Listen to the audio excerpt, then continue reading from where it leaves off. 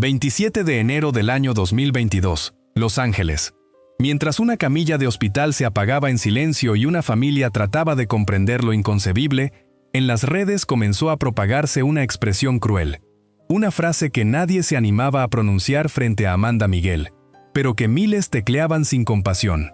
Amanda mató a Diego Verdaguer, no como una acusación jurídica, no como un expediente penal, sino como condena pública, como veneno digital, como ese tipo de juicio que surge cuando el sufrimiento necesita hallar a un responsable.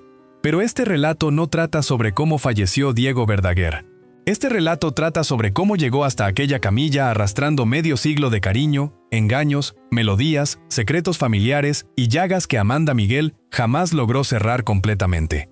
Sobre cómo una chica de 18 años sacrificó parte de su ilusión para respaldar la trayectoria del hombre que quería. Sobre cómo transformó una traición en uno de los temas más desgarradores de Latinoamérica. Cómo resistió una guerra fría de casi 30 años con la hija mayor de Diego. Y cómo terminó soportando la culpa más devastadora, la de pensar que pudo haber llevado a su hogar el virus que le arrebató al amor de su existencia. Antes de continuar, quiero invitarte a unirte a Artistas al Descubierto, porque aquí vas a descubrir 4 revelaciones. Suscríbete para no perderte lo que viene. Primero, el engaño emocional que persiguió a Amanda desde que era apenas una chica de 18 años y decidió colocar su voz, su juventud y su futuro junto a un hombre que ya cargaba otra vida a sus espaldas. Segundo, el relato de las infidelidades que ella disculpó, incluyendo aquella sombra vinculada a Salma Hayek y el día en que una pieza de cerámica terminó destrozada por la furia. Tercero, la guerra fría de casi 3 décadas con Jimena, la hija mayor de Diego, y el hijo que Amanda no pudo tener cuando ya era tarde para intentarlo de nuevo. Y cuarto, la verdad más dolorosa, cómo el virus penetró en su hogar, cómo sus hijas se enfrentaron por la vacuna, y por qué aquel último mensaje no la rescató, sino que la quebró. Te avisaré cuando llegue cada momento, pero antes debes entender esto. A veces el amor no se extingue cuando termina, a veces se extingue cuando finalmente revela la verdad. Todo empezó en 1975, no en un hospital, no ante una cámara, no en medio de las acusaciones feroces que décadas más tarde caerían sobre Amanda Miguel como piedras. Todo empezó mucho antes, cuando ella todavía era una chica argentina de 18 años, con una voz enorme, una mirada intensa y una ambición que no le cabía en el pecho. Amanda no deseaba ser el ornamento de nadie, no quería existir a la sombra de un hombre, no quería ceder su don para que otro resplandeciera, deseaba cantar, deseaba encenderse, quería forjar su propio nombre antes de que el destino decidiera por ella. Y entonces surgió Diego Verdaguer. Él no llegaba vacío, no llegaba libre de historia. Diego era mayor, más curtido, más experimentado en el negocio, más habituado a los escenarios, a los contratos, a los aplausos, a esa forma peligrosa de conquista que poseen los hombres que ya han sido observados por demasiada gente. Traía consigo una historia previa, una relación quebrada atrás, con una hija, Jimena Bocadoro, que desde el inicio sería mucho más que un simple dato familiar. Sería una presencia, una sombra, la prueba de que Amanda no ingresaba a una historia nueva, sino a un hogar donde ya existían habitaciones ocupadas por heridas viejas. Detente un instante a pensarlo. Ella apenas tenía 18 años. Él ya cargaba pasado, hija, mundo, experiencia y una carrera en marcha. Esa brecha no lucía como una amenaza cuando el amor comenzó. Todo lo contrario. Parecía destino, parecía amparo, parecía orientación. Diego podía abrirle puertas que Amanda todavía no sabía tocar. Podía enseñarle cómo operaban las disqueras, cómo se negociaba un tema, cómo sobrevivir a productores que ofrecían mucho y entregaban poco. Pero dentro de toda guía también puede ocultarse una jaula. Y Amanda no lo comprendió enseguida. La melodía debía continuar. Guarda esta frase, porque regresará varias veces en este relato. En aquella década de los 70, el negocio musical latinoamericano no era un espacio generoso para una mujer joven que quisiera decidir sobre su propia vida. Los ejecutivos mencionaban el talento, pero calculaban el mercado. Mencionaban oportunidades, pero acataban prejuicios. A una mujer como Amanda podían admirarle la voz. Sí, podían reconocer su fuerza. Podían quedar asombrados cuando abría la boca y llenaba un recinto entero. Pero apostar por ella, cederle el protagonismo, dejarla dirigir su propio rumbo, eso era harina de otro costal. Demasiado riesgo, demasiado temperamento, demasiada mujer. Y ahí surgió la primera renuncia. Amanda comenzó a replegarse, no de un tirón, no como quien se rinde una tarde y se esfuma. Fue peor. Fue gradual. Un paso detrás de Diego, luego otro, luego uno más. Cantando coros, acompañando, sosteniendo, aprendiendo a tragarse ciertos anhelos para que el proyecto de él prosperara. Existía amor, sí, existía química, existía música, pero también existía una estructura callada donde el sueño de Amanda comenzó a plegarse para que el de Diego pudiera avanzar más erguido. Eso es lo que casi nadie percibe cuando observa una pareja célebre desde afuera. El público contempla dúos, sonrisas, fotografías, canciones compartidas, miradas sobre las tablas, no percibe las charlas de madrugada, no percibe quién cede, no percibe quién posterga, no percibe quién aguarda su turno mientras el otro recibe los aplausos. Amanda simplemente amó a Diego. Amanda invirtió su juventud en él. Invirtió paciencia, voz, cuerpo, tiempo, rabia contenida y una fe casi religiosa en que algún día ese sacrificio cobraría sentido. Con el paso de los años, esa unión también se convirtió en negocio. Construyeron un universo propio, canciones, giras, producción, decisiones, una estructura autónoma que más tarde tomaría forma con Diam, como si ambos hubieran conseguido escapar de las garras de una industria que al principio no confió en ella. Pero una cosa es huir de las disqueras, y otra completamente distinta es escapar de la deuda emocional que se genera cuando una mujer ha entregado demasiado. Porque desde el origen hubo una fisura pequeña, al comienzo casi invisible. La fisura de un amor donde uno llegaba con más poder y la otra con más esperanza. La fisura de una pareja donde la música los unía, pero el sacrificio no pesaba igual para ambos. La fisura de una chica que creyó poder salvarlo todo con amor, sin imaginar que algún día tendría que cantar ante millones la verdad que más le dolía. El amor había arrancado como una promesa, pero dentro de esa promesa ya dormitaba la primera mentira. La fama no destruye un matrimonio de la noche a la mañana. Lo va colmando de cuartos cerrados, de llamadas atendidas lejos, de giras que se extienden más de lo debido, de sonrisas que el público celebra sin conocer qué costo tuvieron en casa. Y cuando Amanda Miguel comenzó a comprender eso, ya no era solo la chica de 18 años que había creído en Diego como se cree en una promesa, ya era una mujer que había entregado demasiado. Su voz, su tiempo, su paciencia, su juventud y sobre todo esa porción del alma que una mujer deja en manos de un hombre cuando decide permanecer. Diego Verdaguer le cantaba al amor con una dulzura capaz de derretir estadios completos. Poseía esa mirada limpia frente a las cámaras, esa manera suave de hablar, esa imagen de esposo cómplice, productor, compañero, artista integral. El público contemplaba una pareja casi perfecta, Diego y Amanda, Amanda y Diego. Dos nombres que parecían destinados a sonar juntos. Dos voces, una familia, un proyecto, una leyenda romántica latinoamericana edificada sobre discos, giras, entrevistas y canciones que millones usaron para enamorarse, llorar o pedir perdón. Pero detrás de las luces había algo distinto. Antes de seguir, si esta historia te está atrapando, este es un buen momento para suscribirte a Artistas al Descubierto y activar la campanita. Guarda este detalle, porque aquí arranca la primera gran herida. En los matrimonios célebres, con frecuencia la traición no llega sola. Llega resguardada por asistentes, disfrazada por representantes, sepultada bajo agendas de gira y camuflada de rumor. Y eso fue lo que empezó a rodear la existencia de Amanda. No una prueba puntual capaz de destruirlo todo de golpe, sino una acumulación lenta de sospechas, silencios, versiones, miradas ajenas y esa sensación insoportable de que la persona que amas se ha vuelto experta en ocultarte una parte de sí misma. La melodía debía continuar, aunque por dentro algo ya se estuviera quebrando. Según relatos que circularon durante años en programas y entrevistas, Diego no siempre fue el esposo intachable que el público suponía. Hubo infidelidades, hubo coqueteos, hubo instantes que Amanda debió tragar con una dignidad que dolía más que el escándalo mismo. Y entre todos esos episodios, uno quedó clavado como una espina pública. Salma Hayek. No fue un romance extenso, no fue, según se narró, una historia de años. Pero a veces una traición no necesita durar mucho para arruinar la confianza de toda una vida.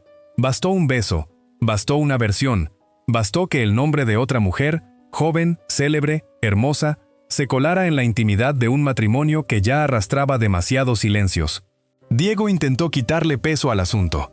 Incluso llegó a comentar aquel beso con una frialdad casi burlona, como si reducir a la otra mujer a una simple anécdota pudiera también reducir el dolor de Amanda. Pero para ella, No era chiste. No era un detalle menor. Era una humillación.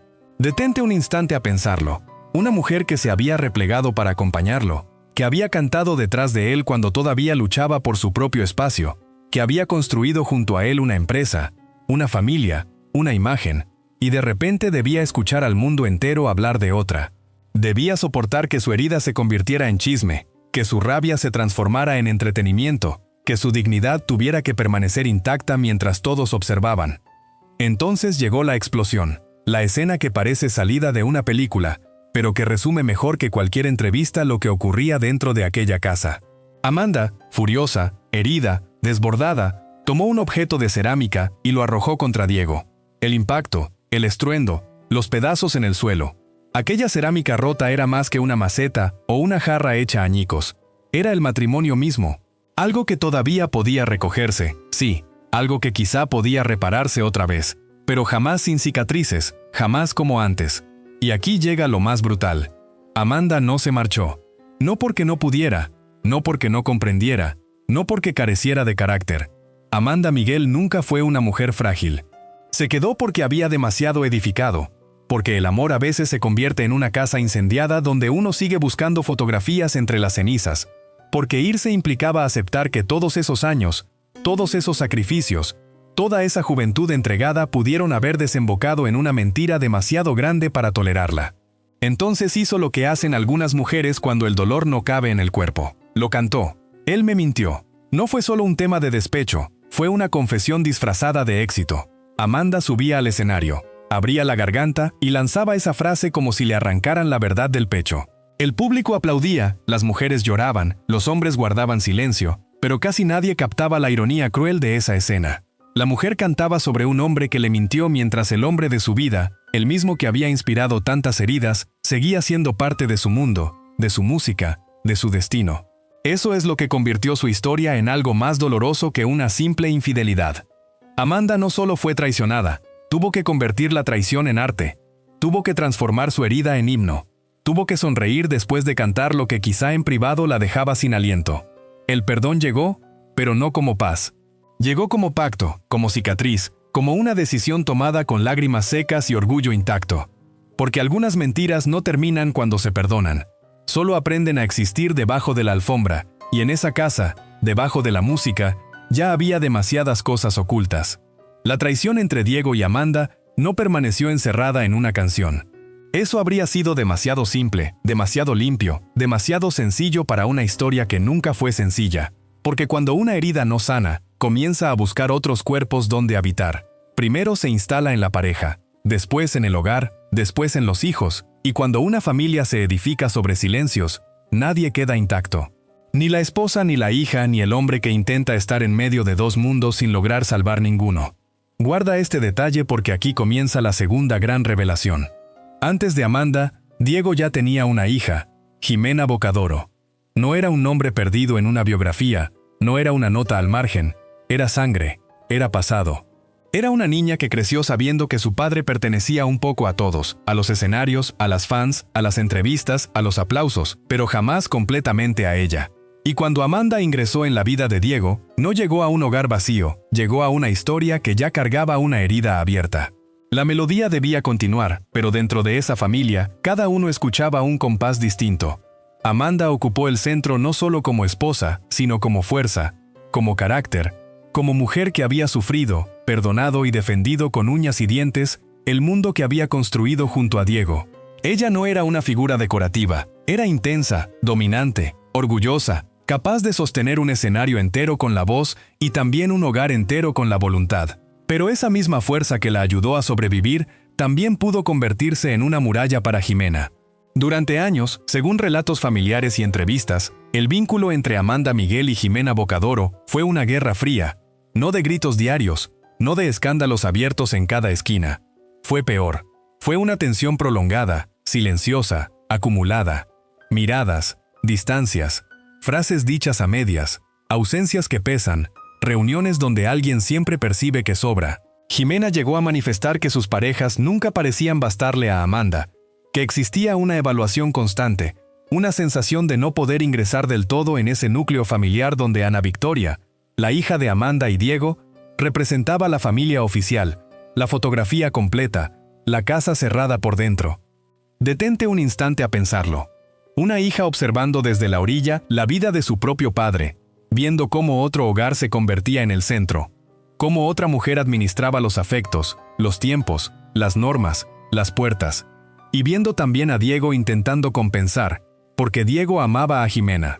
Eso no puede borrarse. Según los testimonios, fue un padre presente a su manera, un abuelo cariñoso con sus nietos, un hombre que buscaba acercarse, reparar, entregar cariño donde antes había faltado estructura. Pero hay heridas que no sanan con visitas, obsequios o ternura tardía. Hay heridas que requieren una verdad que nadie desea pronunciar. Y Amanda también cargaba su propia cárcel. Porque mientras Jimena llevaba el dolor de sentirse excluida, Amanda arrastraba otro vacío, uno del que habló años después con una tristeza que no necesitaba adornos. Después de Ana Victoria, nacida en 1983, Amanda deseó tener otro hijo. Pero la industria no perdona a las mujeres que se detienen. Las giras no aguardan, los contratos no aguardan, los escenarios no aguardan. Una cantante embarazada era vista como problema, como pausa, como riesgo. Y así, entre conciertos, decisiones profesionales, presiones y años que transcurren sin pedir permiso, la maternidad volvió a llamar a su puerta cuando el cuerpo ya no poseía la misma fuerza. Amanda tenía alrededor de 45 años cuando perdió ese embarazo. Un hijo que no llegó, un cuarto que jamás se preparó, una voz que nunca la llamó mamá. Ella llegó a decir que si ese niño hubiera nacido, hoy tendría ya una vida propia, una edad, un rostro imaginado. Esa frase quiebra algo por dentro, porque no habla solo de una pérdida médica, habla de una madre que siguió viendo crecer en su mente a alguien que el mundo jamás conoció. Un fantasma íntimo, un hijo invisible sentado para siempre en la mesa familiar. Ahí todo se vuelve más claro y más triste. Amanda defendía a la familia con tanta dureza porque también estaba protegiendo lo único que le quedaba frente a tantas pérdidas. Había perdonado infidelidades, había sostenido carreras, había soportado la sombra de otras mujeres, había vivido la distancia con Jimena, y luego perdió al hijo que pudo haber cambiado el equilibrio de toda la casa. Tal vez por eso apretó más fuerte, tal vez por eso controló más, tal vez por eso cualquier amenaza a su familia se sentía como una nueva forma de despojo. Diego estaba en el centro de todo, amado por ambas, reclamado por ambas, necesitado por ambas, pero nunca logró ordenar completamente ese mapa de heridas. Fue esposo, padre, abuelo, productor, amante, artista, y aún así, en lo más profundo de su hogar, había dos mujeres marcadas por pérdidas distintas, disputando no siempre entre ellas, sino por el lugar que el amor de Diego les había prometido y jamás supo repartir sin quebrar algo. La familia Verdaguer Miguel no era solo una historia de canciones, era un hogar lleno de ecos, una hija que anhelaba pertenecer, una esposa que quería resguardar lo que le quedaba, un hijo perdido que nunca llegó a respirar y un hombre que seguía cantándole al amor mientras los suyos aprendían a sobrevivir entre grietas. Pero ninguna guerra familiar, por extensa que sea, prepara a una mujer para la manera en que la muerte toca la puerta, y la muerte ya venía en camino. La tragedia no llegó de golpe. No entró por la puerta como un ladrón con el rostro descubierto. Llegó primero como una idea, como una desconfianza, como una manera de mirar el mundo y creer que detrás de cada médico, de cada vacuna, de cada norma sanitaria, había una mano oscura buscando controlar algo más que un cuerpo. Y cuando esa idea entra en un hogar, cuando se mezcla con amor, orgullo, miedo y fama, puede convertirse en una condena. Año 2020. El mundo se detuvo. Los aeropuertos quedaron vacíos. Los escenarios cerraron. Las giras se esfumaron como si alguien hubiera apagado de golpe la música del planeta. Diego Verdaguer y Amanda Miguel, que durante décadas habían vivido entre vuelos, camerinos, aplausos y hoteles, quedaron frente a una amenaza que no respetaba discos de oro, ni historias de amor, ni apellidos célebres. El COVID-19 no preguntaba quién eras. Entraba, respiraba contigo, esperaba. Y ahí arrancó la parte más amarga de este relato. Según reportes y publicaciones de aquellos años, Diego hizo comentarios polémicos sobre la pandemia, hablando de manipulación, de fuerzas oscuras, de un mundo que parecía querer someter a la gente. Amanda, por su parte, también expresó en redes su desconfianza hacia las vacunas y las medidas sanitarias. No eran los únicos. Millones de personas sentían miedo, millones dudaban. Millones percibían que la realidad se había vuelto demasiado extraña para creerla por completo. Pero en esta familia, esa duda terminó chocando contra el destino de la forma más cruel. La melodía debía continuar, aunque afuera el mundo entero ya estuviera en silencio. A finales de 2021, según versiones que circularon después, Amanda asistió a un evento público. Nada parecía definitivo todavía. Nada parecía una condena. Quizás fue una salida más, un intento de volver a sentir que la vida continuaba, que el encierro no había vencido, que la música podía ganarle al miedo. Pero el virus no necesita intención, no necesita maldad, no necesita que alguien quiera causar daño. Solo requiere un descuido, una cercanía, una respiración en el sitio equivocado. Amanda se contagió, y Diego regresó de un viaje justo cuando ella, sin saberlo del todo, llevaba dentro al enemigo invisible. Detente un instante a pensarlo. Después de 46 años juntos, después de perdones, canciones, traiciones, reconciliaciones, hijas, nietos, escenarios y guerras familiares, la amenaza final no vino de otra mujer, ni de un escándalo, ni de una mentira. Vino del aire, de una partícula invisible, de algo capaz de entrar en la casa sin romper una ventana. Al principio, como tantas familias, intentaron resistir. Quizás pensaron que pasaría, que sería fiebre, cansancio, unos días difíciles. Amanda comenzó a mejorar. Su cuerpo respondió, pero Diego no. En él la enfermedad avanzó con otra ferocidad. El oxígeno comenzó a caer, la respiración se volvió una batalla, y entonces Ana Victoria, la hija que había crecido dentro de esa historia musical y familiar, tuvo que mirar a sus padres no como leyendas, sino como dos personas vulnerables ante una enfermedad que ya no permitía negaciones. Fue ella quien insistió en que fueran al hospital. Los Ángeles, finales de diciembre, pasillos fríos, protocolos, mascarillas, puertas cerradas, médicos agotados, familias esperando noticias por teléfono, y dentro de ese sistema, Diego y Amanda quedaron separados. Esa es la imagen que parte esta historia en dos. Dos personas que habían compartido cama, escenario, vida y culpa durante casi medio siglo, ahora aisladas en habitaciones distintas, sin poder tocarse, sin poder abrazarse, sin poder despedirse como se despiden los amantes viejos, con una mano apretando la otra hasta el último segundo. Solo mensajes, solo pantallas, solo palabras enviadas desde una cama de hospital a otra, como si el amor de 46 años hubiera sido reducido a una luz fría en un teléfono.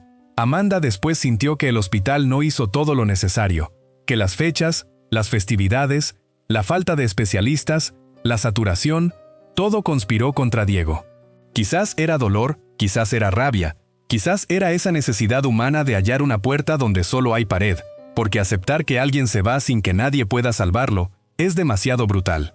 Diego todavía intentó trabajar desde la cama, como si producir, escribir, seguir activo pudiera demostrar que la muerte no estaba tan cerca, pero el cuerpo ya no obedecía a la voluntad. El 27 de enero de 2022, a los 70 años, Diego Verdaguer murió por complicaciones vinculadas al COVID-19. Y en ese instante, Amanda no perdió solo a su esposo, perdió al hombre que la hirió, al hombre que la sostuvo, al hombre a quien perdonó, al hombre que la hizo cantar desde la herida. Pero lo peor todavía no había llegado, porque la muerte de Diego no trajo silencio, trajo juicio. La muerte no trajo paz, trajo una segunda enfermedad, una más veloz, más ruidosa, más cruel. La enfermedad del juicio público.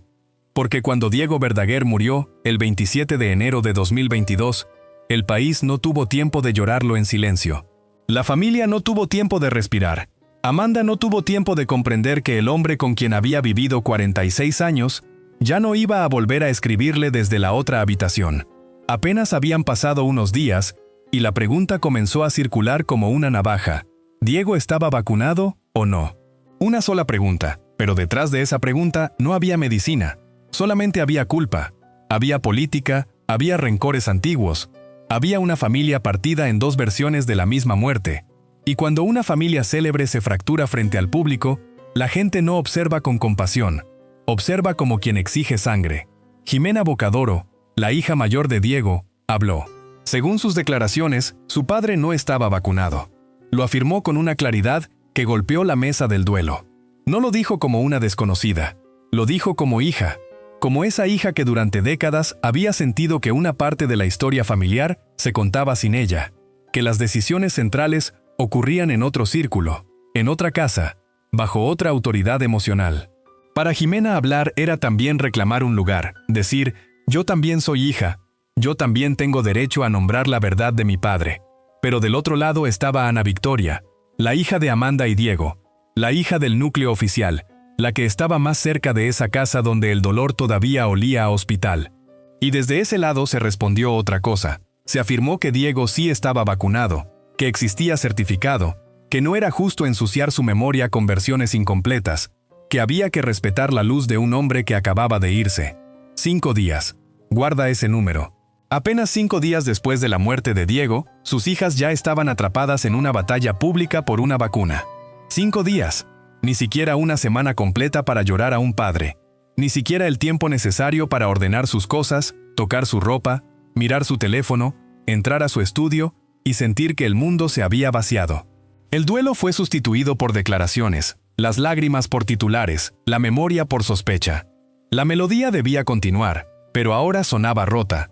Y en medio de esa guerra quedó Amanda sola, viuda, agotada, convertida en el blanco perfecto, porque las redes sociales, ese tribunal sin rostro, no querían matices.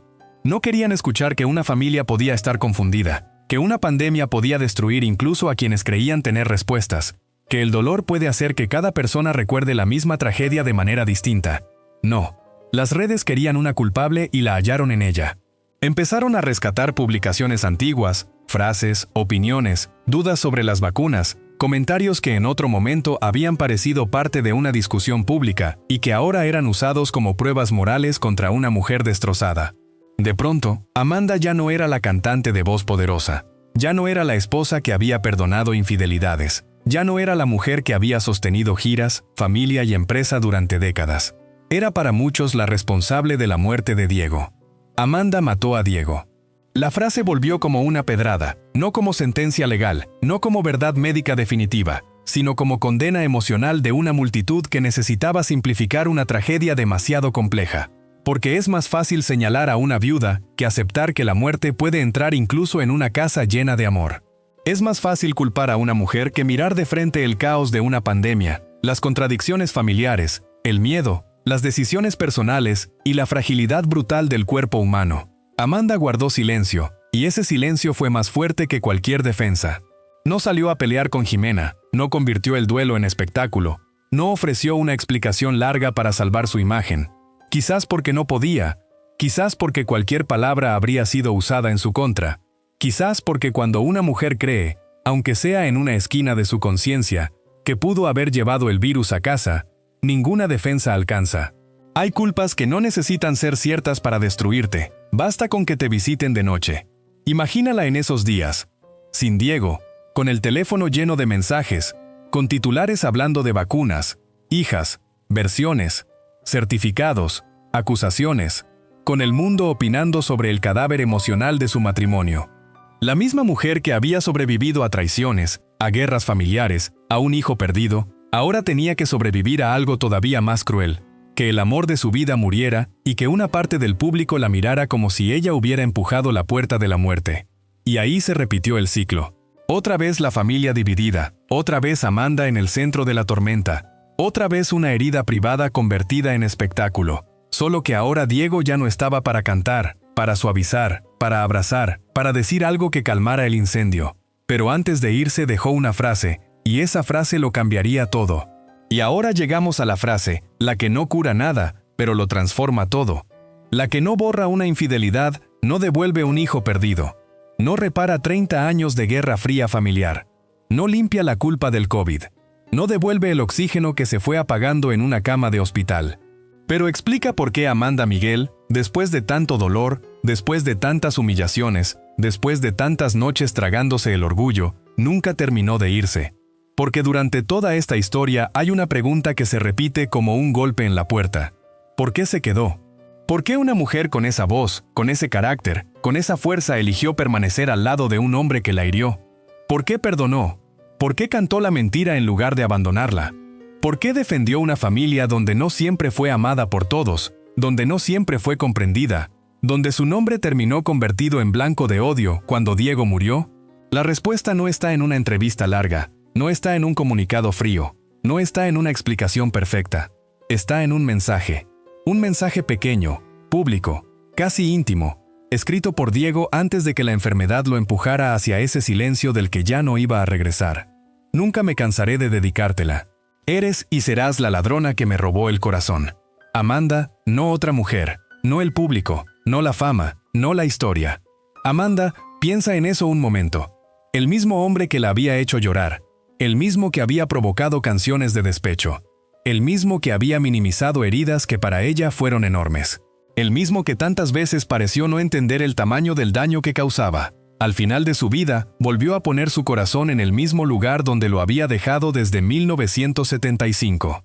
En ella, la melodía debía continuar, y Diego, incluso muriéndose, intentó que continuara. Ese mensaje la destruyó porque llegó demasiado tarde. Porque cuando una mujer espera durante décadas que el hombre que ama diga claramente lo que debió decir muchas veces, y ese hombre lo dice cuando ya está cerca del abismo, la frase no llega como consuelo, llega como cuchillo, llega como confirmación, llega como una caricia que ya no puede tocar la piel. Amor hasta el final. 3 palabras que suenan hermosas si uno las escucha desde lejos, pero de cerca pesan como una losa. Porque ese amor hasta el final también significaba dolor hasta el final, perdón hasta el final, silencio hasta el final, culpas hasta el final. Amanda no recibió una despedida limpia, recibió una verdad incompleta, envuelta en ternura cuando ya no había tiempo para discutir, reclamar, romper otro objeto de cerámica o abrazarlo sin miedo. Y ahí se entiende todo. Amanda no eligió un amor perfecto, eligió un amor suyo. Roto, sí. Contradictorio, sí. Lleno de grietas, sí, pero suyo. Eligió un amor imperfecto antes que una soledad perfecta. Eligió quedarse no porque no supiera irse, sino porque había construido una vida entera alrededor de ese hombre. Una hija, canciones, empresas, giras, recuerdos, heridas, risas, peleas, escenarios. Una historia tan larga que ya no podía separarse de su propia identidad. Diego no quedó limpio con esa frase. Nadie queda limpio por decir te amo al final. Pero quedó humano, quedó desnudo, quedó como lo que siempre fue para Amanda, el hombre que la rompió y el hombre que más amó. Por eso, cuando él murió, ella no habló como una mujer liberada, habló como alguien a quien le arrancaron una parte del cuerpo. Dijo que Diego no se había ido del todo, que solo había cambiado de forma, y quizás esa fue su manera de sobrevivir. Creer que el amor no terminó en esa habitación de hospital, que solo dejó de tener cuerpo. Pero la canción todavía tenía que continuar. Después de la muerte de Diego, Amanda Miguel no volvió a la vida, volvió a una versión extraña de la vida. Esa donde el cuerpo sigue caminando, la voz sigue saliendo, la gente sigue aplaudiendo, pero algo dentro ya no regresa completo. Enero de 2022 le arrebató al hombre con el que había compartido 46 años de música, heridas, perdones, giras, discusiones, silencios y promesas. Y uno pensaría que después de perder eso, el destino tendría piedad. No la tuvo. 8 meses después, Amanda perdió a su madre. Piensa en eso un momento. Primero se fue el hombre que era su historia entera. Luego se fue la mujer que era su origen. Es como si la vida hubiera arrancado de golpe las 2 raíces más profundas de su cuerpo. Una la sostenía hacia atrás, hacia la niña que fue. La otra la sostenía hacia adelante, hacia la mujer que decidió quedarse. Y de pronto Amanda quedó en medio con una hija, un nieto, una carrera, una casa llena de recuerdos, y una pregunta que nadie podía responderle. ¿Cómo se sigue cantando cuando ya no está la persona para la que cantabas? La melodía debía continuar, pero ahora sonaba desde una viudez que no se parecía a ninguna canción romántica. Amanda siguió subiendo a los escenarios, no porque no doliera, no porque hubiera superado algo. Nadie supera un amor de 46 años. Se aprende a respirar alrededor de su ausencia. Se aprende a preparar una maleta sin la otra voz en el cuarto. Se aprende a mirar el micrófono y no buscarlo detrás de cámaras. Se aprende a escuchar al público gritar el nombre de Diego y sonreír, aunque por dentro algo vuelva a romperse. Y entonces llegó otra pérdida. Enero de 2025. California. Altadena. Fuego. Otra vez fuego. Las llamas avanzaron por las colinas como si el mundo quisiera borrar lo poco que quedaba de una vida ya castigada. Amanda tuvo que evacuar con Ana Victoria y con Luca, su nieto. Ese niño que todavía no entendía del todo que hay incendios que queman casas y otros que queman generaciones enteras. La casa se perdió.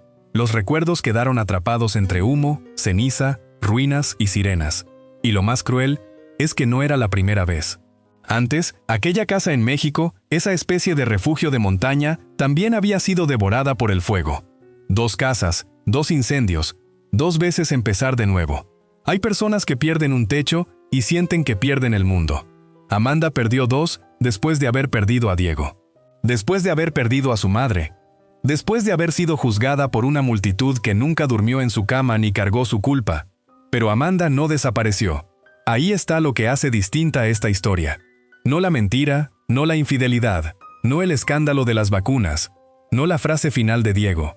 Lo verdaderamente brutal es que Amanda siguió, con el pelo como una llamarada, con esa voz que parece nacer de una herida abierta, con los ojos marcados por todo lo que ya no puede recuperar, siguió cantando, y un día, sobre el escenario, ocurrió una imagen casi imposible. Amanda volvió a cantar con Diego, no con su cuerpo, no con su respiración, no con su mano, con su holograma. Una figura de luz, una presencia hecha de tecnología, memoria y deseo. Diego ya no estaba, pero aparecía frente a ella como un fantasma elegante, como una promesa reconstruida con brillo artificial. Y Amanda cantaba a su lado. Piensa en esa escena.